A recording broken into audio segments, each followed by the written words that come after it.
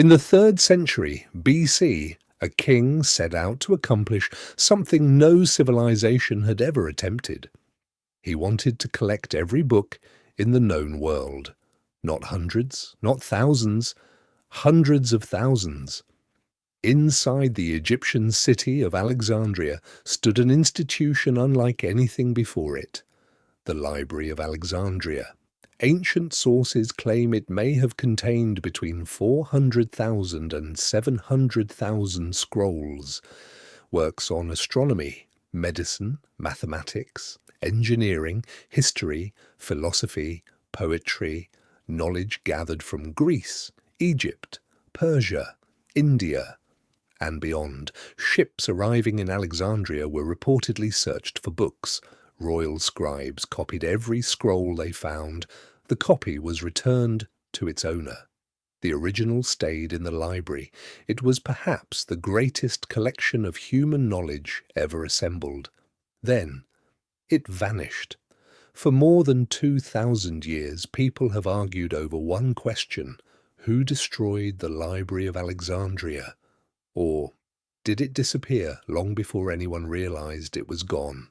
If the Library of Alexandria truly contained the knowledge of the ancient world, who created it? The answer begins with one man, Ptolemy I, a Macedonian general who served under Alexander the Great. After Alexander's death in 323 BC, his empire shattered.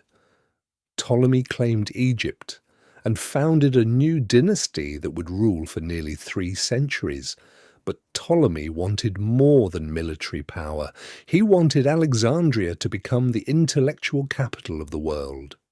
His son, Ptolemy II, expanded that vision.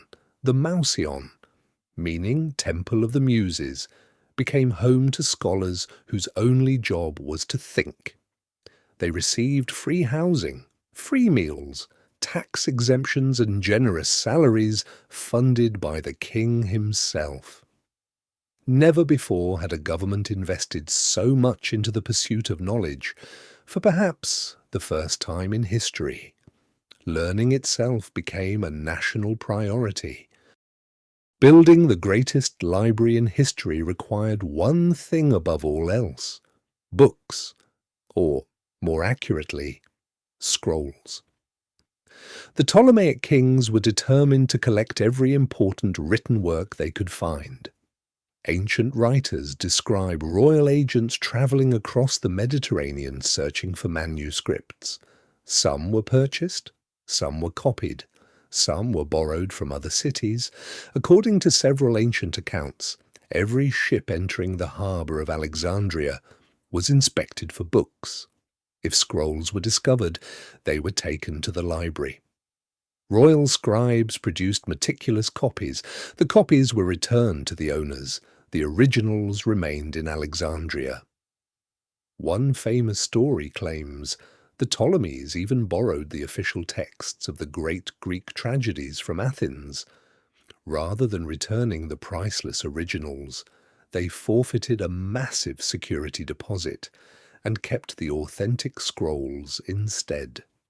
Whether every story is completely true remains debated, but one thing is certain: no library before or since had ever pursued knowledge on such an extraordinary scale. Collecting hundreds of thousands of scrolls created an unexpected problem. How do you find anything?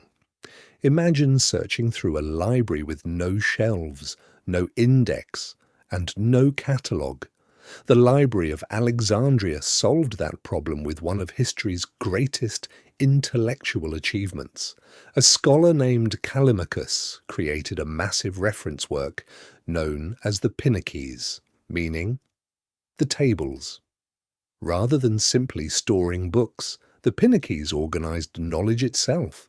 Authors were grouped by subject: poetry, history, medicine, mathematics, philosophy. Each entry identified the author, the title, the opening words of the work, and where the scroll could be found. Many historians consider the Pinnaces to be the world's first comprehensive library catalogue. long before computers or even paper books. Alexandria had already begun organizing the sum of human knowledge. It wasn't just preserving information, it was creating an entirely new way to access it. Ask almost anyone who destroyed the Library of Alexandria, and you'll probably hear the same answer. Julius Caesar. In 48 BC, Caesar became trapped inside Alexandria during a civil war. Outnumbered and surrounded, he made a desperate decision. He ordered his own fleet to be set on fire to prevent it from falling into enemy hands. Ancient writers report that the flames spread from the harbour into parts of the city. Some later historians claimed the fire reached the library itself, but there is a problem. The earliest accounts written closest to the event never clearly state that the great library was destroyed. In fact, scholars continued working in Alexandria for generations after Caesar's campaign. If the library truly vanished that day, how was it still producing famous scholars decades later? Perhaps Caesar damaged part of the collection. Perhaps warehouses filled with scrolls were destroyed. Or perhaps history blamed the wrong man. For centuries, the story seemed simple. One fire, one villain, one tragic ending. But modern historians see a very different picture. The Library of Alexandria may have survived Julius Caesar entirely. Instead, its decline may have unfolded over hundreds of years. As Roman rule changed, royal funding disappeared. Political priorities shifted, scholars left the city, collections were neglected. Then came another turning point in AD 391. The Roman Emperor Theodosius I ordered the closure of pagan temples throughout the empire. Among them was the Serapeum of Alexandria. The Serapeum housed what many historians believe was a daughter library, containing part of Alexandria's surviving collection. When the temple was destroyed, countless scrolls may have been lost forever, but even then, the evidence remains frustratingly incomplete. The greatest library in history seemed to vanish, not in a single disaster, but piece by piece. For more than 1,000 years, one story has refused to die. It claims the Library of Alexandria survived every fire, every emperor, and every century of decline, only to be destroyed during the Muslim conquest of Egypt. The story is dramatic. When the Arab general Amr ibn al-As captured Alexandria in AD 642, he supposedly asked the Caliph Umar what should be done with the library. According to the legend, the Caliph replied, "If these books agree with the Quran, they are unnecessary. If they disagree with the Quran, they are dangerous. Destroy them." The scrolls were supposedly carried to Alexandria's bathhouses, where they were burned as fuel for months. It's one of history's most famous stories. There's only one problem. There is absolutely no contemporary evidence that it ever happened. The earliest version of this story doesn't appear until nearly 600 years after the conquest. None of the historians who actually lived during the fall of Alexandria mention a great library being burned. Not the Byzantine writers, not the early Arab historians, not the eyewitnesses, nothing. Today, the overwhelming majority of historians consider this account to be a medieval legend, not a historical fact. If the Library of Alexandria had already faded away centuries earlier, then perhaps no conquering army ever destroyed it at all.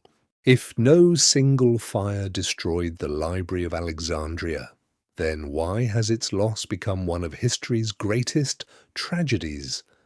The answer isn't simply the number of scrolls, it's what those scrolls represented. Inside the library were works from civilizations across the known world, Greek philosophy, Egyptian science, Babylonian astronomy, Persian history, mathematics, medicine, geography, engineering. Many of those writings survive today, copied and preserved by generations of scholars, but countless others are gone forever. Entire books, entire discoveries, entire voices, lost not because someone chose to erase them, but because every civilization eventually loses pieces of its own memory. History is fragile, papyrus decays, buildings collapse, empires fall. Knowledge survives only if someone chooses to preserve it. The Library of Alexandria reminds us that civilization is more than monuments and armies. It is the stories we choose to protect and the knowledge we refuse to let disappear. For more than 2,000 years, people have searched for the moment the Library of Alexandria disappeared. But perhaps we've been asking the wrong question. History rarely ends in a single day. Civilizations change. Institutions evolve. Knowledge is copied, forgotten, rediscovered, and preserved by countless generations. The Library of Alexandria was never important simply because of the number of scrolls it contained. It represented an extraordinary idea, that humanity could gather the knowledge of every culture, preserve it, organize it, and make it available to future generations. That vision transformed the ancient world. Today, every modern library, every university, every archive, and even the internet share that same ambition. The buildings may disappear, the scrolls may decay, but the pursuit of knowledge continues. Perhaps the greatest legacy of Alexandria was never the library itself. It was proving that ideas are worth protecting. More than 2,000 years later, that lesson remains just as important as ever. The Library of Alexandria may be gone, its mission lives on,